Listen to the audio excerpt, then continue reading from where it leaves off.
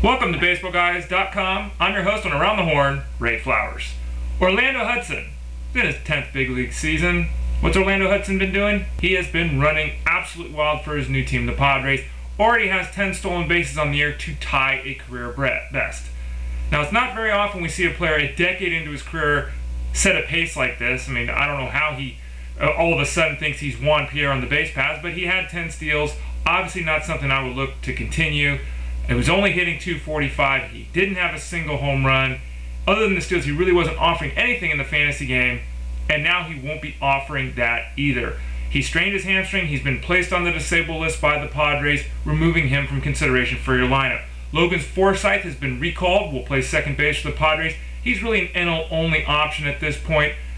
Gives you a pretty decent batting average, some solid pop, gets on base pretty well, but doesn't have an outstanding skill, so don't pay much attention to him in mixed leagues. Brandon Lyon, he may not be someone you could pay attention to in NL-only leagues very much longer if he keeps doing what he's doing. On Wednesday, he blew his 4th save chance in 8 tries. His ERA is now over 7. He doesn't miss any bats, and quite frankly, he has not looked good at all in 2011. Not a big shot. Lyon is completely miscast as a closer. I know he's had some success in that role at times in his career, but he just doesn't have the skills for it. Astros haven't made an announcement that the game just finished, so I don't know if Lyon's going to be removed from the role or not, but I would take a close look at Mark Melancon, who should be on your waiver wire at this point. Double M's, has about a 7.5 strikeout rate, which is okay. 2 to 1 strikeout to ground ball rate, strikeout to walk ratio, which is okay. Neither of those numbers is very exciting, but he does do a very good job getting ground balls, and his skills are better at this point than Brandon Lyon. So look for double M's if you're looking for some help on waivers, or if you're a beleaguered Brandon Lyon owner. Andre Ethier has been absolutely on fire all season long. He's working on a 29-game hitting streak, trying to be the first guy since Ryan Zimmerman to have a 30-game hitting streak. Well, he's not going to get the chance today because he was removed from the starting lineup for the Dodgers because of an elbow issue. It's been bothering him for a little bit of time. Apparently it flared up. We have no word at this point that this is a DL issue or anything long-term, but it is something that will preclude Ethier from going to play today. Obviously, he gets to maintain that hitting streak until he returns to the field. Keep a close eye on that situation because he has been absolutely phenomenal this season for the Dodgers. Now, the Dodgers also have another arm that's an issue, another elbow that's an issue, but this one is a little more serious because it belongs to closer Jonathan Broxton. Now, Broxton's been all over the place. We had the back and forth last week about whether he was the closer, whether he wasn't the closer. Bottom line is he's not getting it done. His arm is giving him some trouble. The velocity hasn't been there the last couple of times he's been out, so according to Don Mattingly, he's going to be shut down. Don't know how long it's going to be. Don't know if we're looking at a medical procedure, anything like that. But for now, Broxton will be shut down, and obviously that means he's removed from the 9th inning for the Dodgers. So what do you do if you're a Broxton owner, if you're looking to get some cheap vulture saves? There's names in the mix. A Hong-Chih would probably be the first option, but at his first start back from the disabled list, his first appearance back from the disabled list, he gave up 4 earned runs and got 1 out.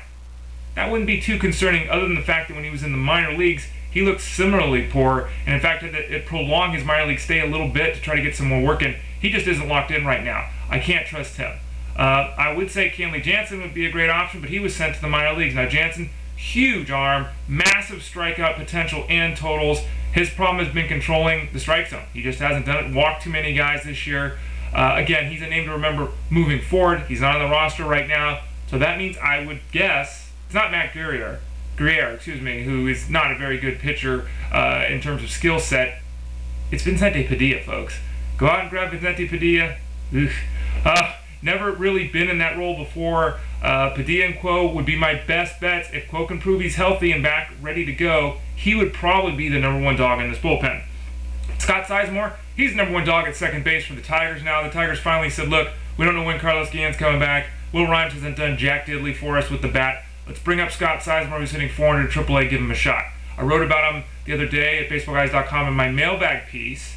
He was hitting 400 in the minors when he was recalled. Well, his first start he got 3 hits, and today he's batting 2nd in the batting order. Tigers have some issues with Magglio Ordonez continuing to struggle with the ankle issue, but they welcome back Victor Martinez to that lineup. And if Scott Sizemore can just continue to hit and remain in that #2 hole, he won't only be an AL-only option. He could very easily be a mixed league option at second base. And then finally, Francisco Liriano made history last night. He throws the no-hitter. Lots of exciting things about this no-hitter for Francisco. Let's go through a couple of them real quick.